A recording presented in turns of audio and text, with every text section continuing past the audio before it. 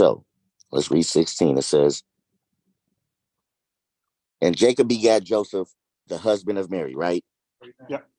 So Joseph is the husband of Mary. Joseph is the subject of whom was begat Jesus, right? Of whom was born Jesus. Joseph is not a subject. Jacob is the subject, and I believe Jesus. They're the only two subjects, Jacob and Jesus. What do you mean? Jacob begat Joseph. Right. Right. So the way it works is when you're dealing with subject pronouns, you have a subject pronoun, you have a verb, and you have the direct object or indirect object. So when it says Jacob begot Joseph, Jacob is the subject, begot is the verb, and Joseph is the direct object. So that means that he is receiving the action word begot is the action word of Jacob. So Jacob subject pronoun, begot is the linking verb, and Joseph is the direct object of the action of the verb begot. So no, he's not a subject. So what's the next subject? Jesus. So it says, and Jacob begot Joseph, the husband of Mary. So that's done. And then it says, of whom was born Jesus. So Jesus becomes a new subject. So Jesus is the direct result of the birth of Mary. So like I said, when you're the subject, you receive the verb, right? How does Mary become the subject? Huh? How does Mary become the subject? No, she's not. Mary is Jesus is the subject here because he receives the action from the birth. It wouldn't be Mary.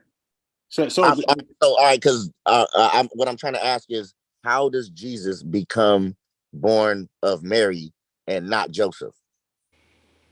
Oh, what are you talking about, man? So when you go to the first begot, right? If you click on the parsing, it shows you that is active. And what does active means?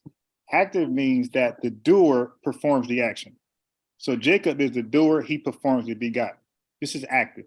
So when you go to the next verb, you click on the parsing, you'll see it's active. It's passive. So what does passive mean? Passive means the recipient of the action, which would be Jesus. So one verb shows you an active tense. So the active tense means the subject is always the doer. When the verb is passive, that means the subject is recipient of the action. So it's like backwards. Now watch. I understand that. I see what you're saying.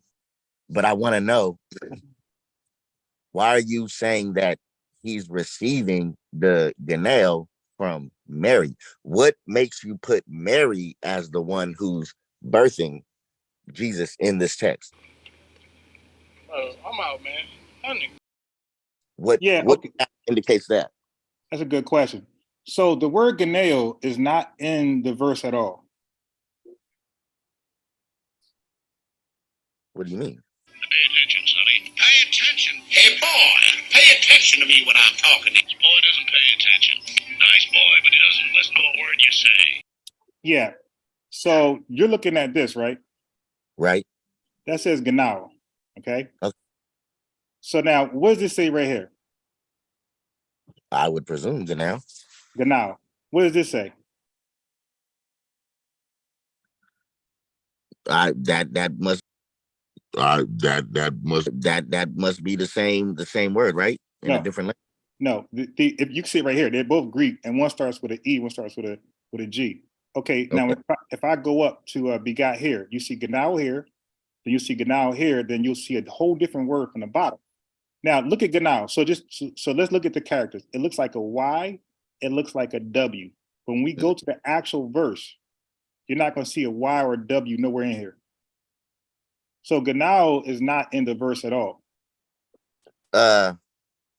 Well, I think that it's used in that passive sense because it's coming off of saying Joseph, the husband of Mary, right? And it's joining those two words. But so let's read. Right. So I don't have I don't know the whole I don't know teach linguistics, right? I don't teach linguistics. Right. But I know certain ways that these words are used, right? And I know that's kind of like that's a trick. But if let's say I give you that there. I'll give you that. That's how it is written right in the text.